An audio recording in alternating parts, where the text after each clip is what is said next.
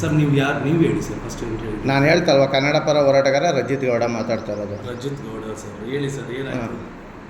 ನಾನು ಅವ್ನಿಗೆ ಏನು ಕೇಳಿದೆ ಹೇಳಿ, ಏನು ಹೇಳ್ತಾ ಇದ್ದೆ ಕನ್ನಡದಲ್ಲಿ ಹೇಳಪ್ಪ ಅಂದೆ. ಕರ್ಸಿ ಅವನೇನಕ್ಕೆ ಕಳಿಸ್ತಾ ಇದ್ದೀರಿ? ಅವ್ರು ಡ್ಯೂಟಿ ಮಾಡ್ಬೇಕು ಸರ್. ಅವರು ಕನ್ನಡ ಅವ್ರಿಗೆ ಏನಕ್ಕೆ ಕಳಿಸಿಲ್ಲ ನೀವು? ಅವ್ನು ಮಾತಾಡ್ತಾ ಇದ್ದಾನೆ, ಕಳಿಸ್ತಾ ಇದ್ದೀವಿ. ಅವನೇನಂದ ಕೇಳಿ? ಏನಂತ ಹೇಳಿದ್ರು ನಾನು? ನಾ ಮಾತಾಡೋಕ್ಕಿಲ್ಲ, ನಿನ್ನ ಹತ್ರ ಪವರ್ ಇಲ್ಲ. ಯಾರು ಹೇಳಿದ್ರು? ಅವನು. ನಾನು ನೋಡ್ಕೊತೀನಿ ಸರ್. ನೋಡ್ಕೊತೀರಿ ಅಂತಲ್ಲ, ಅವ್ನು ಕರೆಸಿ ಅವ್ನು ಕ್ಷಮೆ ಕೇಳಿ ಅಷ್ಟೇ.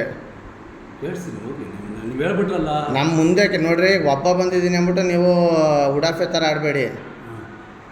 ಸಂಘಟನೆಗಳು ಬರಬೇಕಾ ನಿಮಗೆ? ಸರ್ ಹಂಗಿಲ್ಲ, ಮತ್ತೆ ಅವನು ರೆಸ್ಪಾನ್ಸ್ ಕೊಡ್ತಲ್ಲ, ನೀವು ಅಂತಾರೆ. ಅವ್ನು ಗೇಟಲ್ಲಿ ನಿಂತ್ಕೊಂಡು ಮಾತಾಡ್ತಾ ಇದ್ದಾನೆ. ನೀವು ಇವಾಗ ಯಾರು ಟ್ಯಾಕ್ಸಿಯಲ್ಲಿ ಬಂದ್ರಲ್ಲ? ಹೌದು. ಏನು ಯಾತಕ್ಕೆ ಬಂದ್ರಿ? ನಾನು ಕೇಳಿದಿಷ್ಟೇ. ಏನಂತ? ಏನು ಹೇಳ್ತೀನಿ ನೀನು? ಏನೋ ಹೇಳ್ದ ಹಿಂದಿಲಿ. ಏನಂತ? ಏನೋ ಅದನ್ನ ವಿಡಿಯೋ ಮಾಡಿಲ್ವಾ ನೀವು?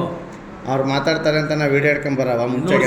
ಇವಾಗ ನಾನು ಎಷ್ಟು ಪ್ರೀತಿಯಿಂದ ನಿಮ್ಮ ಹತ್ರ ಮಾತಾಡ್ತಾ ಇದ್ದೀನಿ ಅಲ್ಲ. ಅದಕ್ಕೆ ಕೇಳಿ ಸರ್, ಕೇಳಿ. ಅವರು ನಾನು ಒಂದು ಮಾಜಿ ಸೈನಿಕನೇ. ಓಕೆ, ನಮ್ಗೆ ರೆಸ್ಪೆಕ್ಟ್ ಕೊಡ್ಬೇಕಾ ನೀವು ಇಲ್ವಾ? ನೀವು ನಿಮ್ಗೆ ರೆಸ್ಪೆಕ್ಟ್ ಕೊಡ್ತಾನೆ ನಾನು ಏನು ಮಾತಾಡಿಲ್ವಲ್ಲ. ಅದಕ್ಕೆ ನೀವು ನಾನು ಏಕವಚನ ಬಳಸಿದ್ದೀನ ನಿಮ್ಮ ಹತ್ರ? ನೀವು ಅದಕ್ಕೆ ನಾನು ಹೇಳಿದ್ದು ಅವ್ರನ್ನ ನೀವು ರೆಸ್ಪೆಕ್ಟ್ ಕೊಡ್ಲಿಲ್ಲ ಅಂದ್ರೆ ನಾನು ಏಕವಚನ ಬಳಸಿದ್ದೀನ? ಬಿಡಿ ಬಿಟ್ಟಾಕಿ. ಇವಾಗ ಅವನ ಹತ್ರ ಆಕ್ಷನ್ ತಗೋಬೇಕಲ್ಲ. ನೀವು ಹೇಳಿದ್ದೀರಾ ಮ್ಯಾನೇಜರ್ ಹತ್ರ, ನಾನು ತಗೋತೀನಿ. ಅದು ನಮ್ಮ ಮುಂದೆಲ್ಲೇ ತಗೋಬೇಕು.